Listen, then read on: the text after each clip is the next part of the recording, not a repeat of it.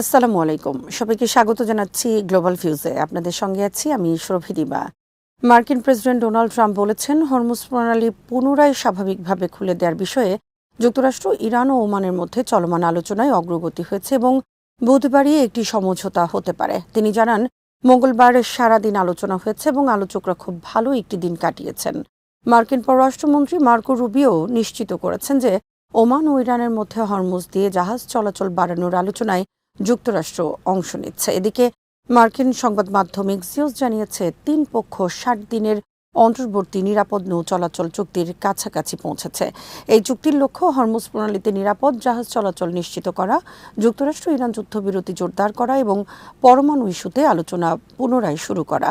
তবে ট্রাম্প আলোচনার পাশাপাশি কঠোর সতর্ক বার্তাও দিয়েছেন। ফক্স নিউজকে তিনি বলেন, হরমুজ খুব দ্রুত খুলবে, না হলে তারা কঠিন আঘাতের মুখে পড়বে। অন্যদিকে ইরানের পররাষ্ট্র মন্ত্রণালয় যুক্তরাষ্ট্রের সঙ্গে সরাসরি আলোচনার বিষয়টি অস্বীকার করেছে। তবে কাতার জানিয়েছে, উত্তেজনা কমাতে কূটনৈতিক প্রচেষ্টা অব্যাহত রয়েছে।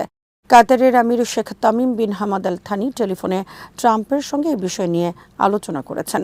বিশ্বের অন্যতম গুরুত্বপূর্ণ জ্বালানি পরিবহন পথ হরমুজ প্রণালীতে উত্তেজনা এখনও অব্যাহত রয়েছে। মঙ্গলবার ওমান উপকূলের কাছে একটি বাণিজ্যিক জাহাজ অজ্ঞাত হামলায় ক্ষতিগ্রস্ত হয় এবং একজন নাবিক নিখোঁজ হন। একই দিনে ইয়েমেন উপকূলের কাছে লোহিত সাগরে একটি ভারতীয় জাহাজও ডুবে যায়। বিশ্লেষকদের মতে, হরমুজ প্রণালী পুনরায় নিরাপদভাবে চালু করতে সমঝোতা হলে তা বৈশ্বিক জ্বালানি বাজার, আন্তর্জাতিক বাণিজ্য এবং মধ্যপ্রাচ্যের নিরাপত্তা পরিস্থিতিতে ইতিবাচক প্রভাব ফেলতে পারে। ইরানের রাষ্ট্রীয় সম্প্রচার মাধ্যম IRIB এক অবহিত সূত্রের বরাত দিয়ে জানিয়েছে, হরমুজ প্রণালীকে কেন্দ্র করে ইরান ও ওমানের মধ্যে চলমান আলোচনা যুক্তরাষ্ট্রের সঙ্গে কোনোভাবেই সম্পর্কিত নয়।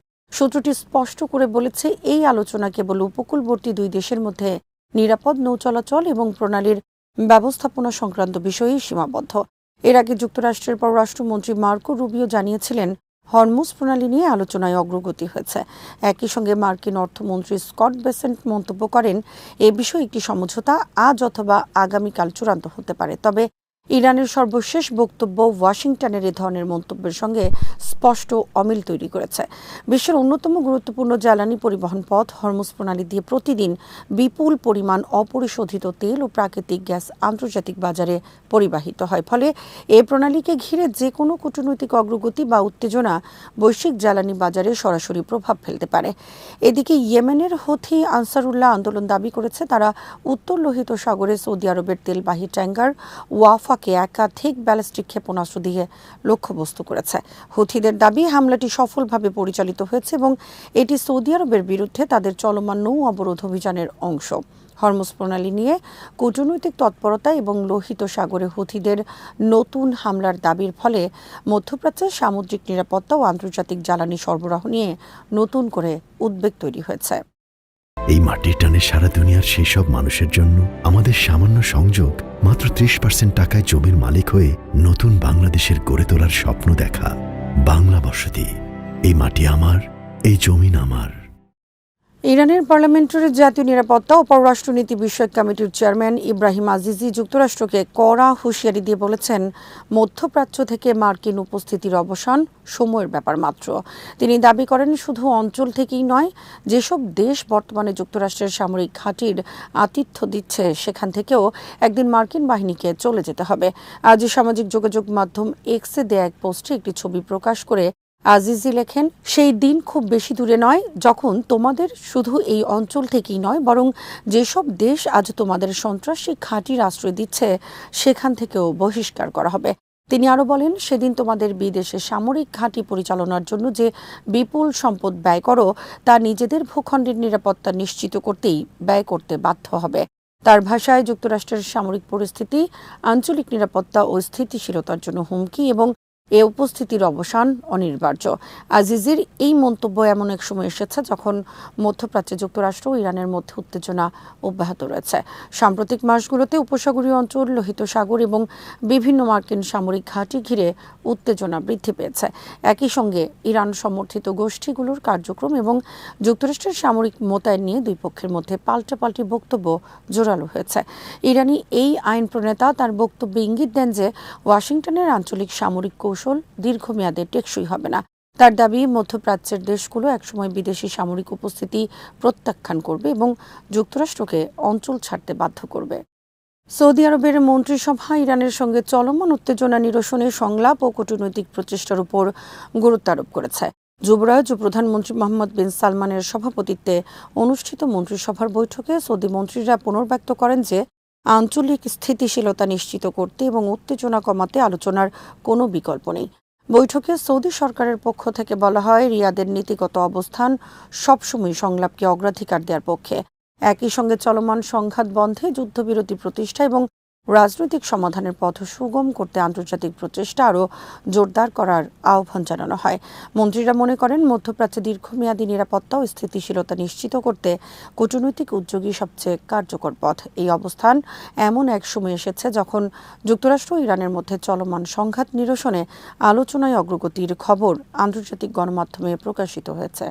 বিভিন্ন প্রতিবেদনে বলা হয়েছে, মধ্যস্থতাকারীদের প্রচেষ্টায় একটি সম্ভাব্য সমঝোতার বিষয়ে আলোচনা এগিয়ে চলছে, যা দুই দেশের মধ্যে উত্তেজনা প্রশমনে ভূমিকা রাখতে পারে। এদিকে প্রতিবেদনে উল্লেখ করা হয়েছে যে গত ২৮ ফেব্রুয়ারি ইসরায়েল ও যুক্তরাষ্ট্রের যৌথ সামরিক হামলার পর থেকে ওয়াশিংটন ও তেহরানের মধ্যে সংঘাত তীব্র আকার ধারণ করে। ওই হামলায় ইরানের সর্বোচ্চ নেতা আয়াতুল্লাহ সাইয়েদ আলী খামেনি সহ দেশটির শীর্ষস্থানীয় সামরিক ও রাজনৈতিক কর্মকর্তারা নিহত হন বলে প্রতিবেদনে দাবি করা হয়েছে। ইয়েমেন উপকূলে গোলার আঘাতে ভারতের পতাকাবাহী একটি বাণিজ্যিক জাহাজ সাগরে ডুবে গেছে। তবে জাহাজে থাকা ১৪ আরোহীর সবাইকে নিরাপদে উদ্ধার করা সম্ভব হয়েছে। ভারতের নৌ পরিবহন মন্ত্রী সর্বানন্দ সোনোয়াল এ তথ্য নিশ্চিত করেছেন। MSV ফাইজ নূরে আউলিয়া নামের ওই জাহাজের ১৪ আরোহীর মধ্যে ১৩ জনই ভারতের নাগরিক।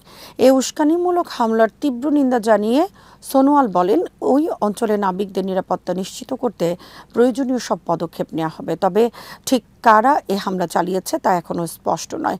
লোহিত সাগরে চলাচলকারী জাহাজের উপর একের পর এক হামলার সর্বশেষ ঘটনা এটি। হরমুজ প্রণালী অবরুদ্ধ হওয়ার পর থেকে কিছু তেলবাহী জাহাজ বিকল্প পথ হিসেবে লোহিত সাগর ব্যবহার করে আসছিল।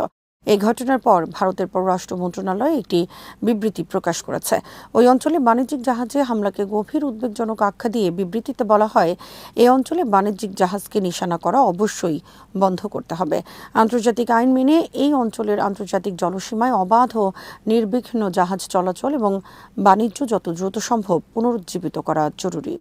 এই মাটির টানে সারা দুনিয়ার সেই সব মানুষের জন্য আমাদের সামান্য সংযোগ মাত্র ৩০% টাকায় জমির মালিক হয়ে নতুন বাংলাদেশের গড়ে তোলার স্বপ্ন দেখা।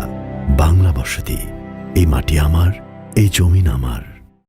কাতারের পররাষ্ট্র মন্ত্রণালয়ের মুখপাত্র মাজেদ আল আনসারি বলেছেন, উপসাগরীয় অঞ্চলে চলমান উত্তেজনা প্রশমনে কাতার আগের মতোই সংলাপ ও কূটনৈতিক সমাধানের পক্ষে অবস্থান নিয়েছে। সাপ্তাহিক সংবাদ সম্মেলনে তিনি জানান, এ লক্ষ্য বাস্তবায়নে কাতার বিশেষভাবে ওমানের মধ্যস্থতা প্রচেষ্টাকে সমর্থন করছে এবং আগামী কয়েক ঘণ্টা বা কয়েকদিনের মধ্যেই একটি সমঝোতায় পৌঁছানো সম্ভব হবে বলে তারা আশাবাদী। আল জাজিরার বরাতে আল আনসারি বলেন, বর্তমানে সংশ্লিষ্ট পক্ষগুলোর মধ্যে সরাসরি কোনো আলোচনা চলছে না। তবে মধ্যস্থতাকারীরা একে অপরের সঙ্গে নিয়মিত যোগাযোগ রাখছেন এবং বিভিন্ন খসড়া চুক্তি আদান প্রদান করছেন। তার ভাষায়, চলতি বছরের ফেব্রুয়ারি থেকে সংঘাত শুরু হওয়ার পর থেকেই এ ধরনের কূটনৈতিক প্রচেষ্টা অব্যাহত রয়েছে।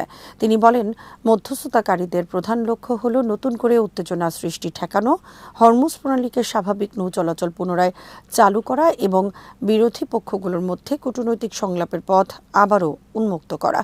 কাতার কোনোভাবেই এই অঞ্চলে আরও বড় ধরনের সামরিক উত্তেজনা দেখতে চায় না। আল আনসারি আরও জানান, কাতার আঞ্চলিক অংশীদার দেশগুলোর পাশাপাশি সংঘাতে জড়িত পক্ষগুলোর সঙ্গে ঘনিষ্ঠভাবে কাজ করছে, যাতে একটি শান্তিপূর্ণ ও কূটনৈতিক সমাধান খুঁজে বের করা যায়। তার মতে, যুদ্ধ বা সামরিক পদক্ষেপ নয়, বরং আলোচনার মাধ্যমে স্থায়ী সমাধান সম্ভব। আজ এখানেই শেষ করছি। সবাই ভালো থাকুন, সুস্থ থাকুন আর দেখতে থাকুন বিডি ভিউজ। চ্যানেলটি ভালো লাগলে সাবস্ক্রাইব করুন, সংযুক্ত থাকুন আমাদের ফেসবুক পেজে। আল্লাহ হাফেজ।